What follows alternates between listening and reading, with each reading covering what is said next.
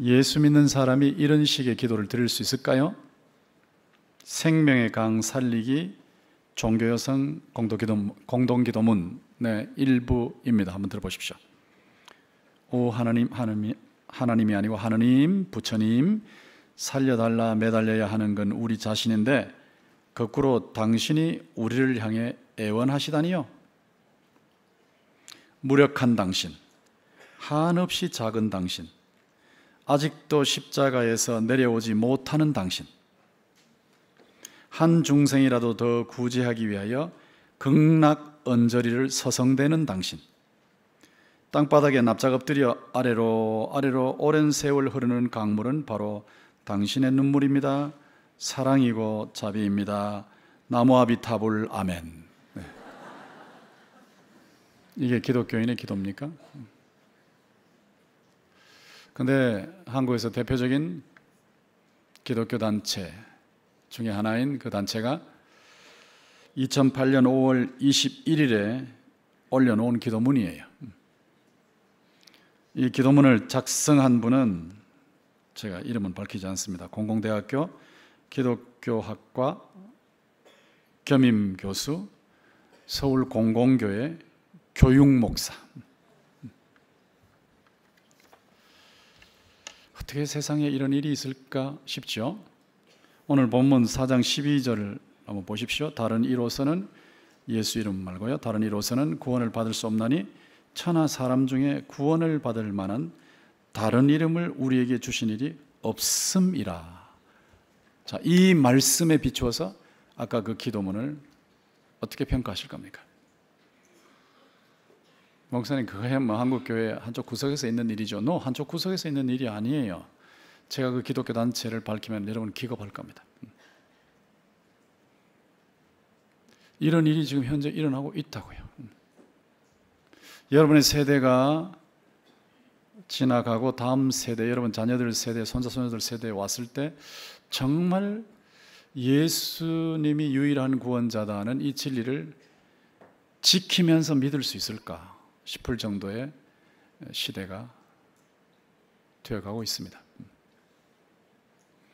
나면서부터 걷지 못하던 40여 세의 태생적 지체부자유자를 베드로가 뭔가 그러면 내게 없거니와 내게 있는 이것을 주노니 나사렛 예수 그리스도 이름으로 걸어라 하면서 오른손을 잡아서 일으켰을 때 그가 벌떡 일어났고 걷기도 하고 뛰기도 하고 점핑하기도 하고 성전으로 들어가서 하나님을 찬미하는 그런 기적이 일어났어요. 치유 기적.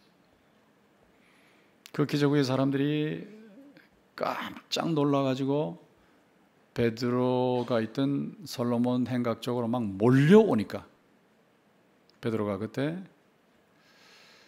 설교를 한 겁니다. 제가 지난주에 설교했던 그 설교. 그 설교를 보면 핵심이 뭐냐면 당신들이 죽인 예수가 바로 하나님께서 부활을 통해서 영화롭게 하신 우리 민족이 고대했던 구원자입니다 하는 거거든요. 근데 그 설교를 들은 사람들이 반응이 아주 달랐어요. 어떤 사람들은 이렇고 어떤 사람들은 저랬어요. 그 4장 4절에 보면 어떤 반응이 나왔느냐? 말씀을 들은 사람 중에 믿는 자가 많으니, 자, 예수님을 받아들인 사람들이 많았습니다. 영접한 사람들이요. 남자 예수가 약 5천이나 되었더라. 남자들만 5천 명이라면 여자까지 합치면 10,000명이 넘었고 뭐 아이들까지 합치면 10,000명이 훨씬 넘었겠죠.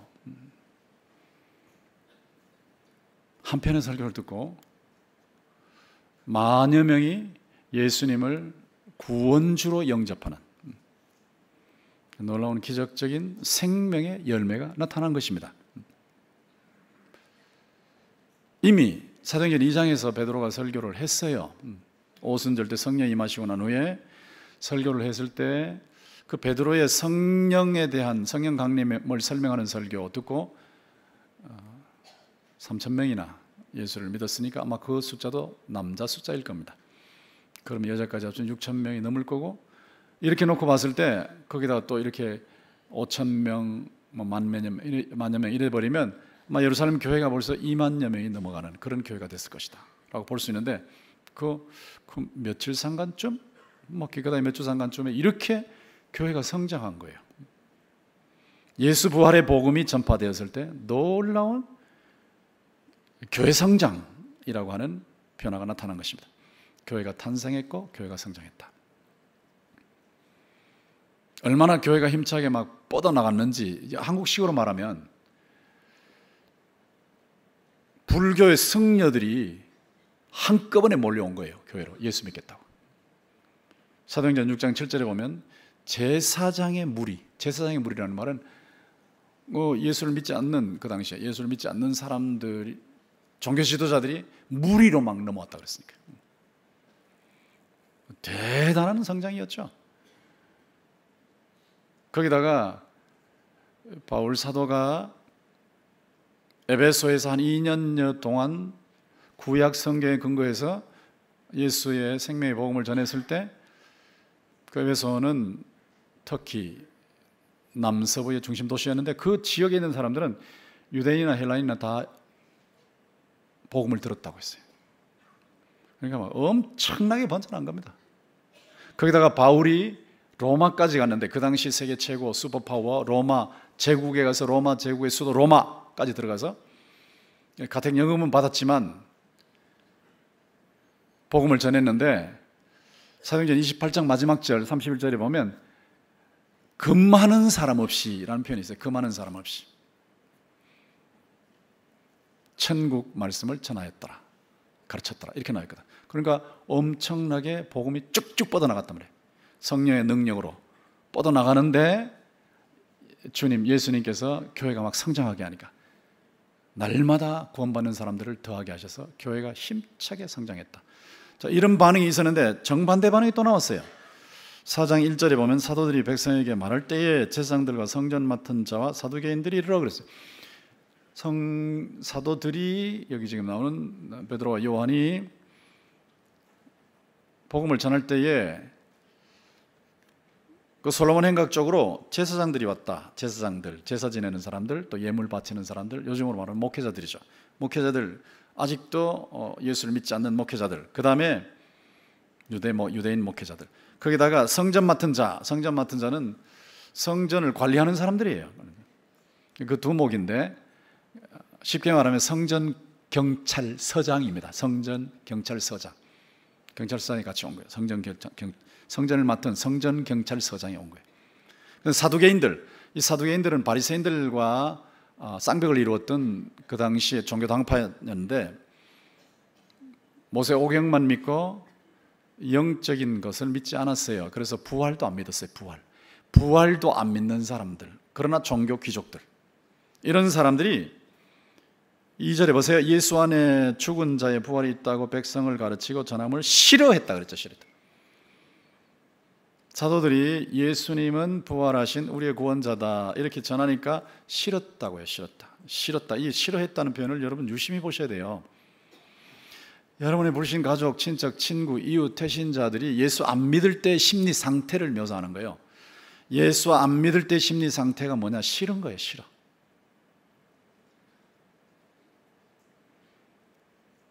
대학가에도 가보면 그냥 예수 얘기만 하면 싫어해요. 직장도 마찬가지고 가보면 예수라는 말만 나오면 싫은 거야. 예수라는 말만 나오면 또 믿는 사람 보면 막 예수꾼이라고 붙여야 속이 시원하고 싫은 거예요. 싫은 거. 로마서에 보면 그들의 마음에 참 하나님 두기를 싫어했다 그랬어요. 싫어했다. 싫은 거야. 그냥 싫은 거. 의지적으로 싫어요. 예수 믿는 사람들이 뭐 나쁜 짓 한 것도 아닌데 싫어요. 왜 그렇게 싫어했을까?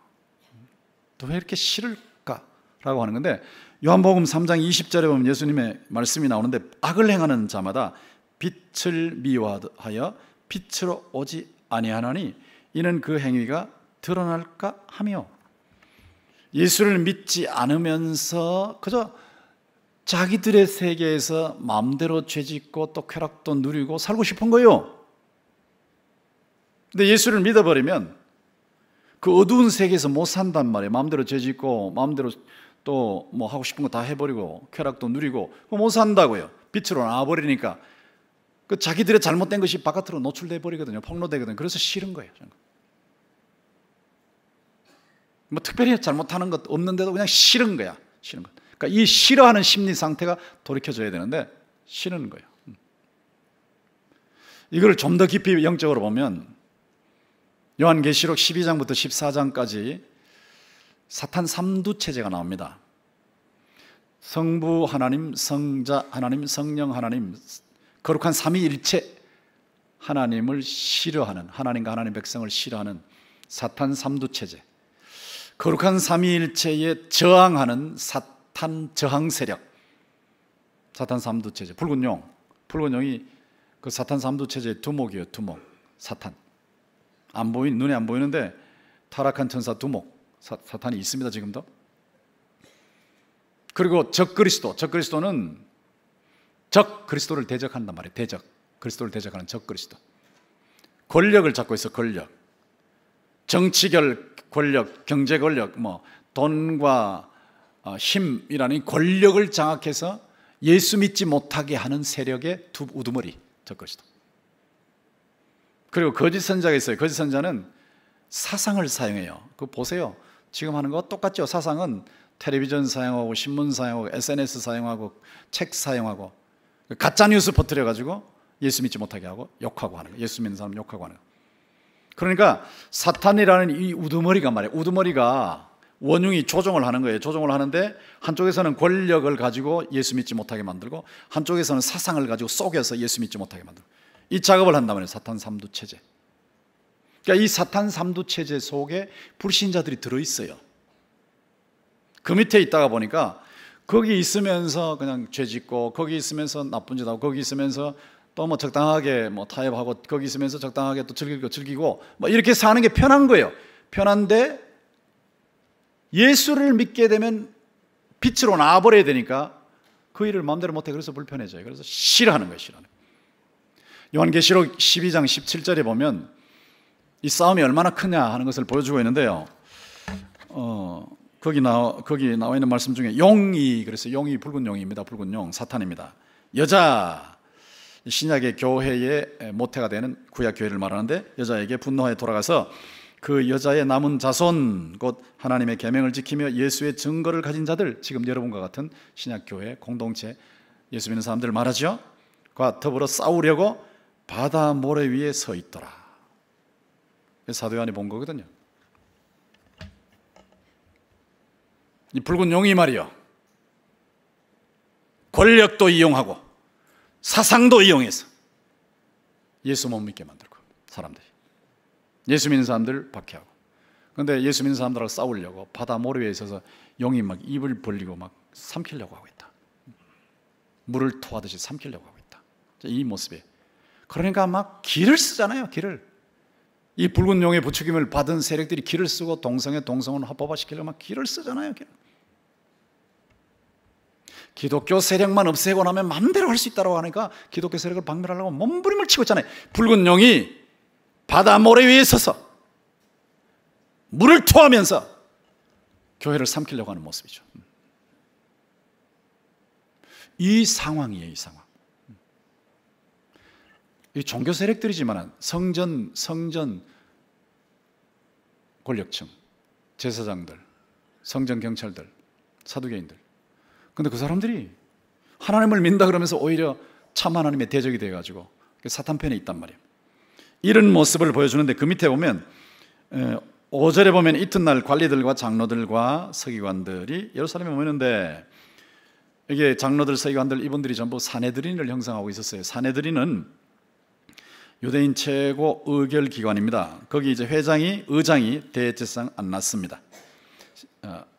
현직 대제사장, 가야바는 전직 대제사장, 그리고 요한과 알렉산더와 및 대제사장의 문중 대제사장 가문 가족, 그러니까 가족 족벌 그 성전 권력층 이런 거죠. 사내드린인데 사내드린은 유대인들의 대법원. 거기 70명의 대법원 법관들이 있어요. 사내드린 의원들. 그리고 거기 우두머리가 대제사장, 그 당시에는 안나스였어요. 그러니까 71명이죠. 71명으로 구성되어 있는 그 사내들인이 유대인 정치, 종교를 다 장악해서 마음대로 휘두르고 있는 사람들이었어요. 권력층. 이 권력층이 볼 때 예수 싫은 거야, 막 그냥 싫은 거야. 자, 이런 분위기를 지금 보여주고 있습니다. 이런 분위기 속에서 이제 베드로가 질문에 대해서 답을 하는 식으로 이제 말씀을 증거하는데, 뭐라고 질문을 합니까? 거기 7절에 보시면 사도들을 가운데 세우고 묻되 너희가 무슨 권세와 누구의 이름으로 이 일을 행하였느냐. 질문 던지고 있죠. 질문. 무슨 권세냐? 너희들 무슨 권세로 예수가 부활했다고 전하는 거야? 너희들 누구의 이름으로 이런 일을 하는 거야? 이 말이 무슨 말인지 아세요? 이 사내들인이 볼 때는 자기들이 허락하지 않으면 절대 못해. 아무도 못해. 우리가 언제 허락했냐? 너희들 사도들 너희들 보고, 사도들 아니고 너희들 말이야. 너희들 우리 언제 허락했어? 언제 허락했는데 거기 솔로몬 행각에서 떠들어대는 거야. 이런 말이에요. 우리가 허락한 적 없어. 우리가 허락 안 했는데 너희들이 누구의 권세와 누구의 이름 가지고 이런 일을 하고 있는 거야. 이 말은 이제 답을 하면 바로 잡겠단 말이에요. 바로 잡겠단 말이에요. 자기들이 허락한 적이 없으니까 너희들이 무슨 말 해도 잡아서 넣어버린다는 거지.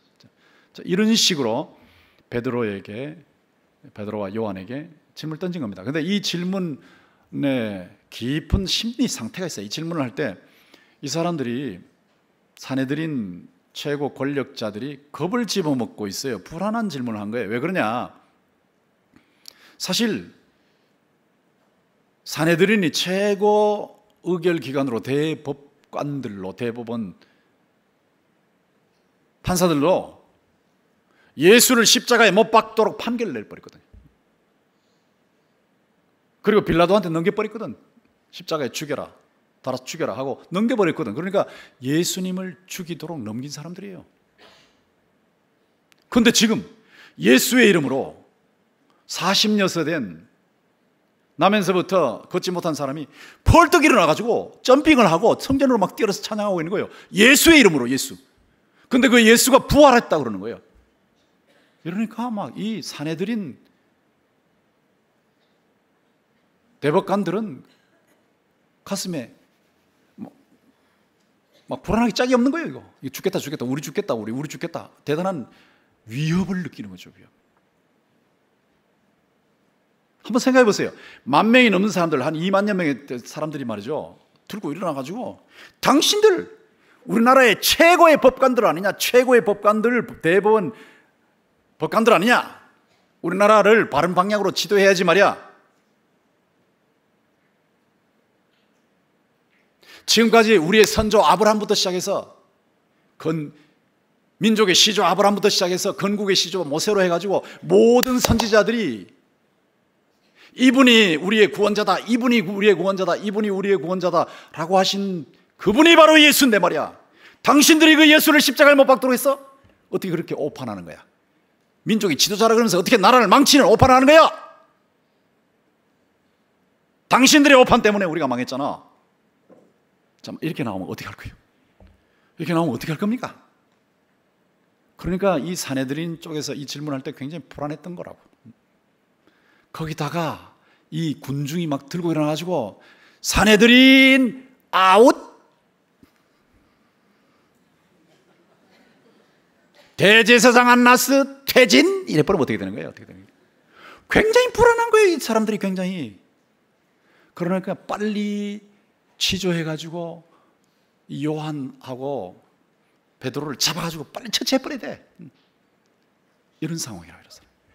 이런 상황에 이제 베드로가 답변을 하는 식으로 설교를 하는데, 어떻게 답변하는 식으로 설교를 하는지 한번 보십시오. 7절에 사도들 가운데 세우고 묻되 너희가 무슨 권세와 누구의 이름으로 이 일을 행하였느냐? 이에 베드로가 성령이 충만하여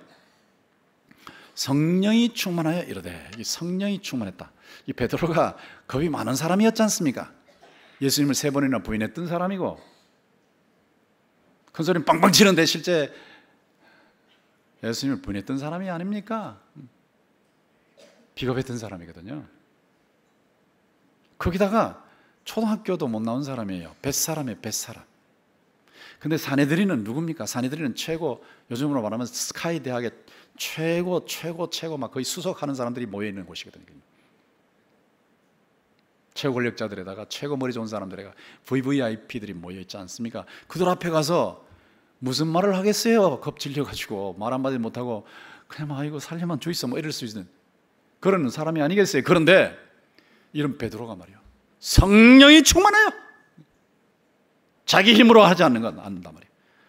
성령 하나님이 베드로 속에 일하는 거예요. 이 성령이 충만하다는 이 표현이 무슨 뜻이냐? 성령으로 가득 찼단 말이죠. 이미 오순절에 2장에 보면 오순절에 성령이 임하셨는데 또 무슨 성령이 가득 찼냐, 이게 무슨 말이냐라고 할 때 에베소 5장 18절에 보면 술 취하지 말라, 이는 방탕한 것이니 오직 성령의 충만을 받으라 그랬어요.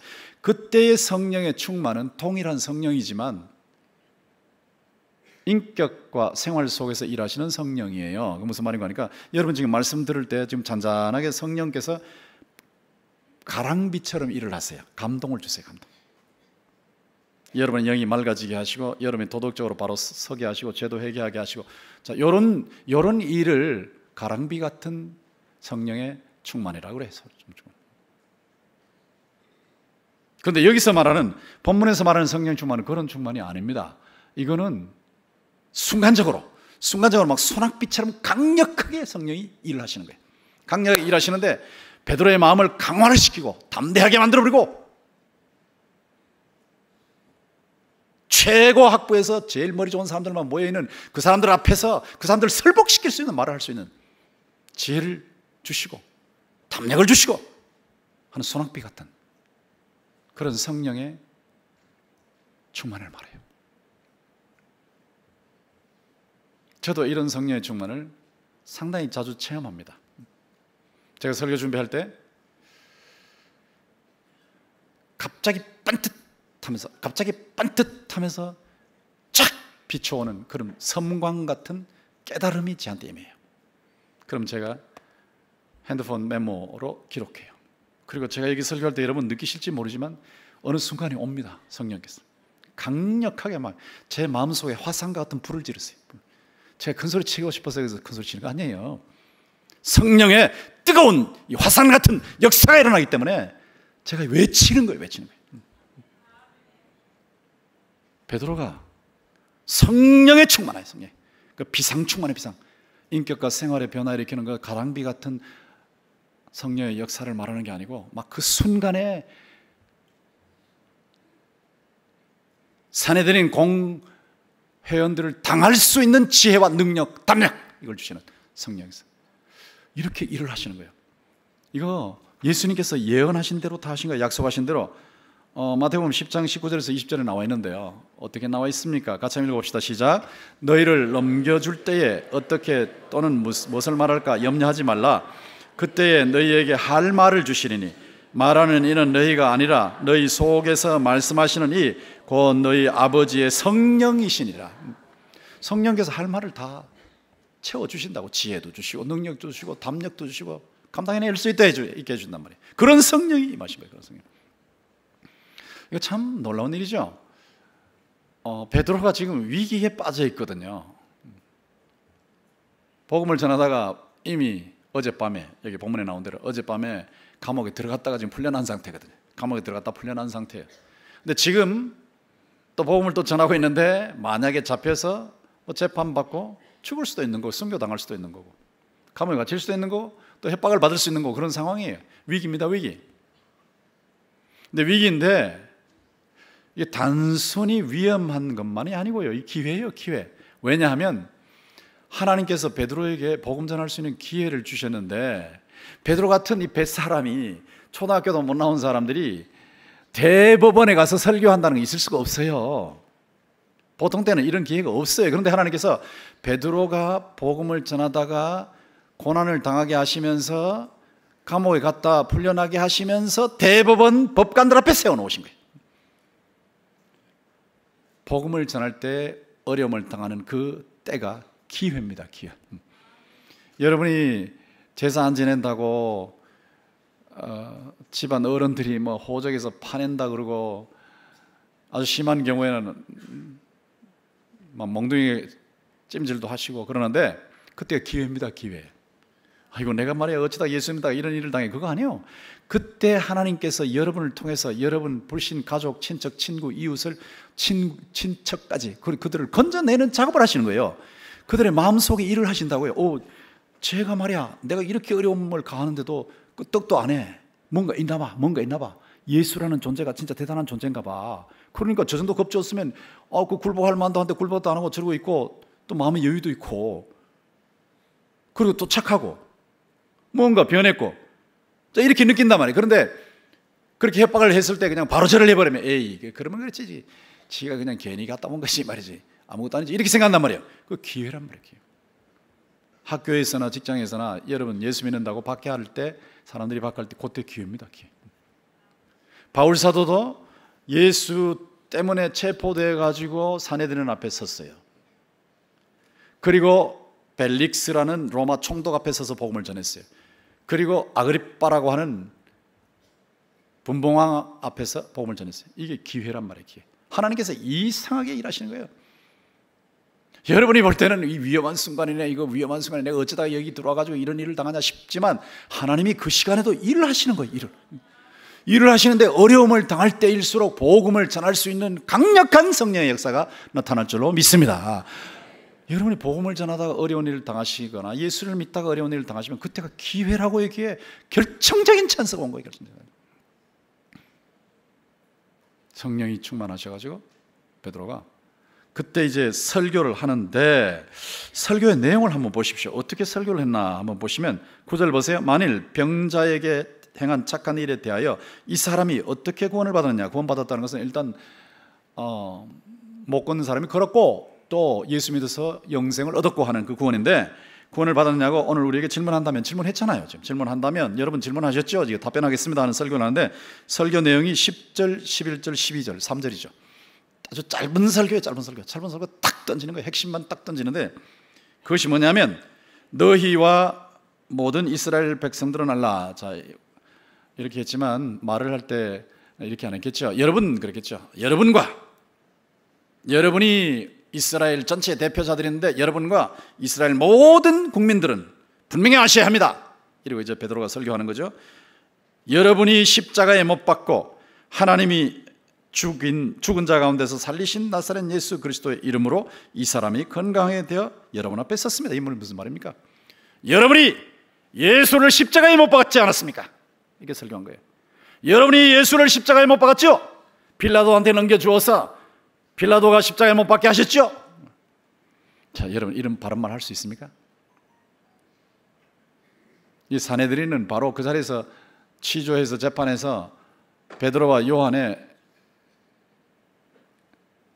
생명을 거두할 수 있거든요. 참수형할 수 있거든요.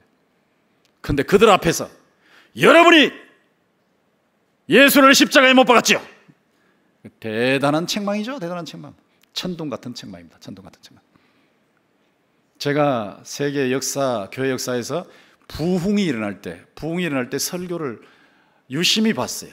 근데 부흥 운동이 일어날 때 설교의 특징이 아주 예리한 책망이 있는 설교입니다. 죄를 책망하는 설교.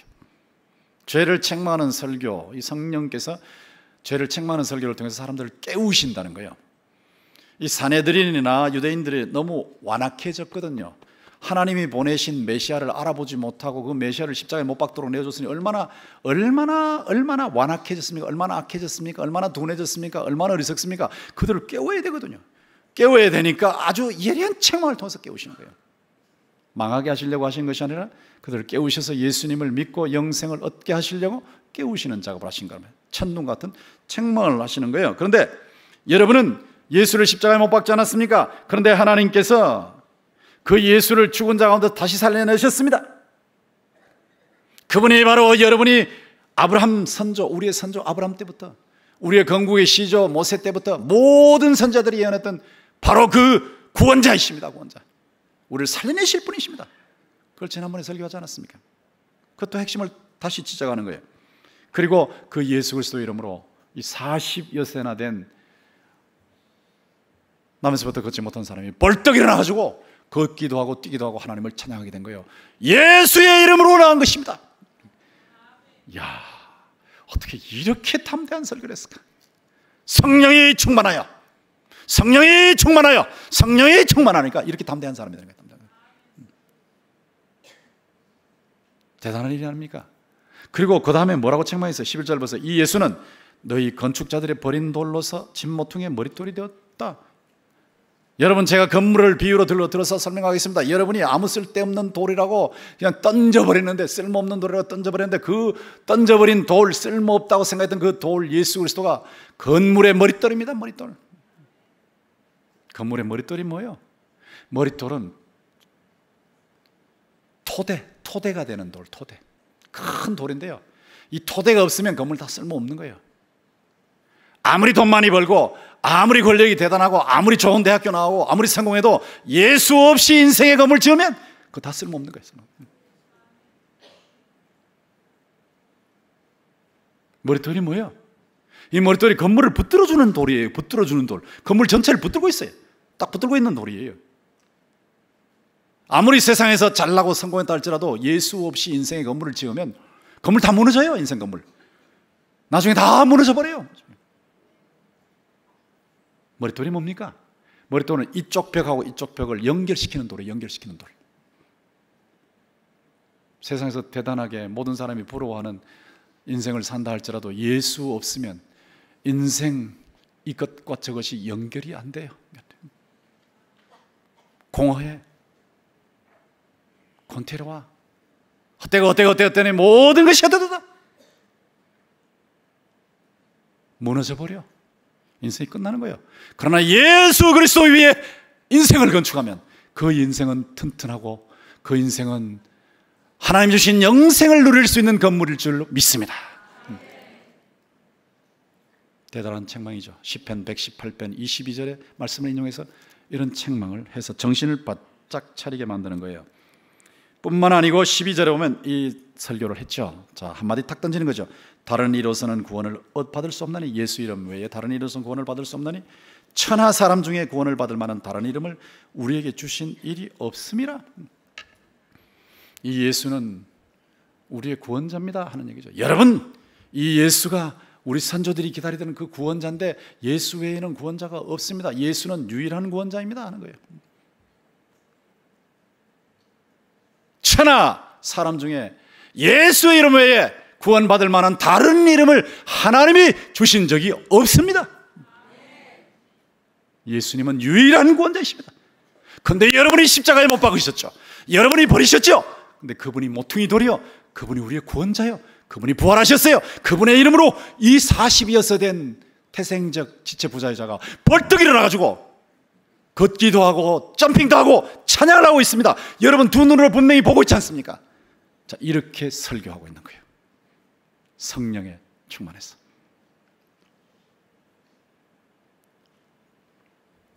천둥 같은 책망을 했으면서 번개 같은 복음을 전했다. 이 번개라는 건 번쩍하는 빛이 있다. 번쩍하는 빛. 빛을 던졌다. 근데 빛을 던졌으면 계속 비치는 복음이라 그러지 왜 번개라고 했는가? 이 사내들이는 안 받아들였거든요. 이 사람들은 안 받아들이고 복음을 듣긴 들었는데 안 받아들이고 멸망의 길로 갔기 때문에 번쩍하다가 쾅 하고 망해버렸단 말이에요. 그래서 제가 번개 같은 복음이라고 해서 복음은 들으면 수용하고 믿어야 돼요. 믿어요. 하나님께서 이 천지 만물을 창조하실 때 아무것도 없고 공허하고 어두운데 빛이 있으라 하니까 빛이 있었던 것처럼 사람의, 예수 믿지 않는 사람의 마음이 어둡단 말이야. 사탄이 시커먼 커튼을 들여놔서 어두운데 그 어두운 마음에 복음의 빛이 있으라, 예수의 빛이 있으라 하나님께서 명령하시면 그 어두운 마음이 환해지는 거예요. 그리고 예수님이 구원자라는 것을 확실히 볼 수 있는 그 그 빛이 임한단 말이에요. 복음은 빛이에요. 빛. 복음은 하나님의 생명이요, 복음은 하나님의 능력이요, 복음은 하나님의 진리요, 복음은 세상의 빛이요, 세상의 빛. 그런데 여기에서 예수밖에 없다고 그랬죠. 예수밖에 없다. 이게 참 대단한 도전을 지금 받고 있는데, 예수밖에 없다, 예수만 믿어야 된다. 그러면 뭐라 그런지 아십니까? 저도 직접 들었습니다. 아이고, 어떻게 교수를, 나보고 그랬다. 교수라는 사람이 그렇게 비신사적이냐고. 예수만 믿어야 구원받는다 그러니까 딱 그러더라고요. 예수 믿는 사람이 나한테 그러는 거예요. 교수라는 사람이 어떻게 그렇게 비신사적이냐고, 어떻게 그렇게 반사회적이냐고, 어떻게 그렇게 편협하냐고, 어떻게 그렇게 포용성이 없냐고, 어떻게 그렇게 코리타분한 거냐, 어떻게 그렇게 원시인이냐, 막 이런 식이야. 사람을 완전히 원시인 취급해버리는 거예요. 사도행전 4장 12절을 그대로 제가 믿고 얘기를 하니까. 그것도 예수 믿는다는 교수가 말이에요. 자, 예수 이름 외에 구원받을 만한 다른 이름을 주신 적이 없다고 말하면 그게 정말 편협합니까? 제가 얘기해 볼게요. 제 이름은 권성수입니다. 편협합니까? 제 이름은 홍길동이다 그러면 거짓말하는 거예요. 제 이름은 홍길동이고요, 김길동이고요, 박길동이고요, 정길동이고, 그러면 그건 거짓말하는 거예요. 불교에도 구원이 있고, 마호메트 이슬람교에도 구원이 있고, 뭐 힌두교에도 구원이 있고, 그건 거짓말하는 거예요. 거짓말. 예수의 이름으로만 구원을 받는다, 예수님만 구원자라는 건 진리를 말하는 거란 말이에요. 진리. 편협이 아니에요. 편협이 아니에요. 진리예요. 진리.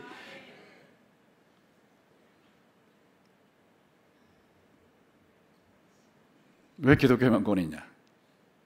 한번 따져봐요.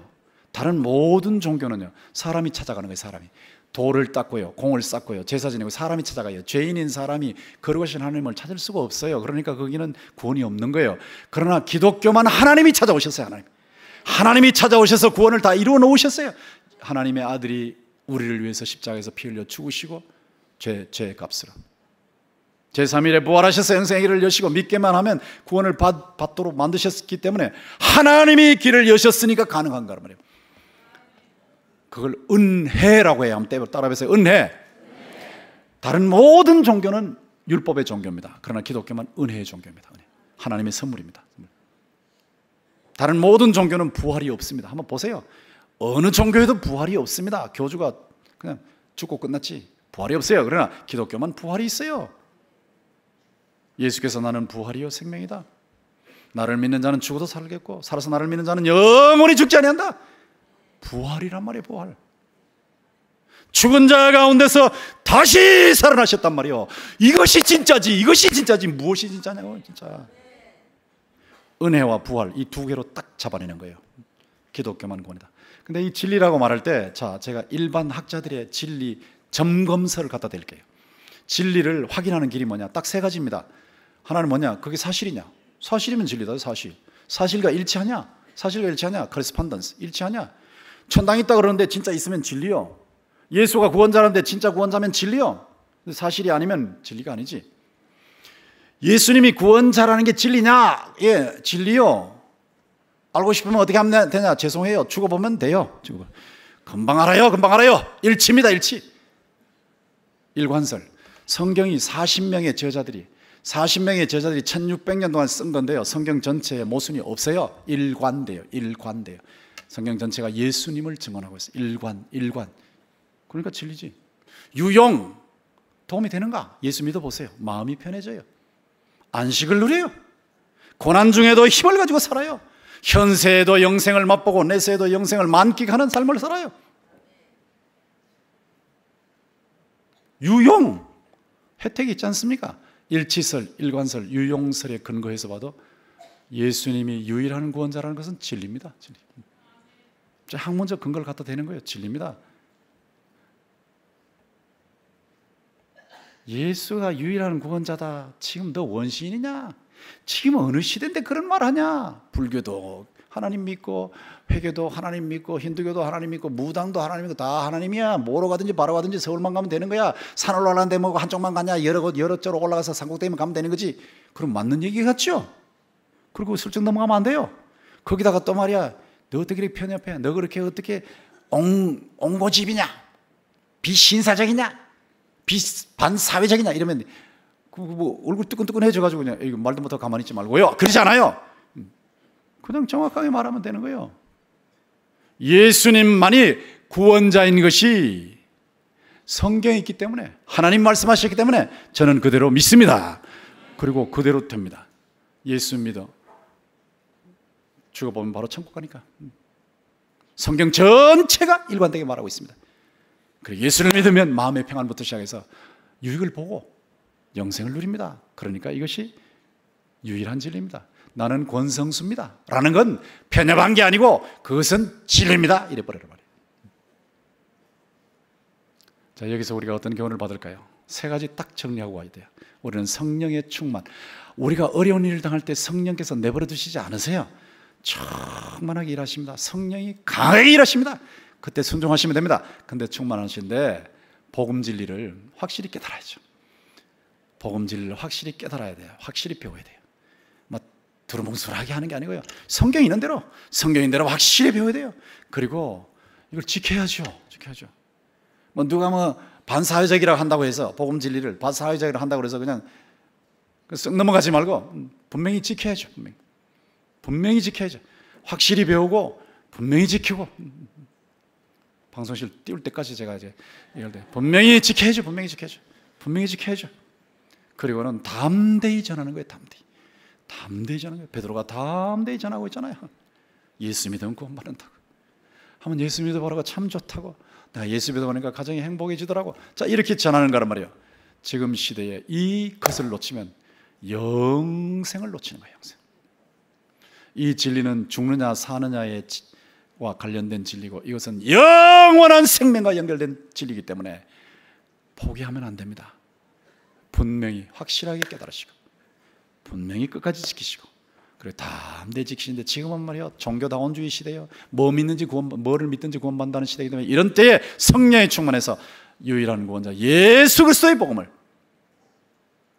확실히 깨닫고 끝까지 지키고 담대히 전파하는 여러분 모두가 되셔서 여러분과 여러분의 가족들, 친척들, 친구들, 이웃들, 동료들, 태신자들이 구원받는 영생을 누리는 복을 받아 누리기를 주님의 이름으로 축원합니다.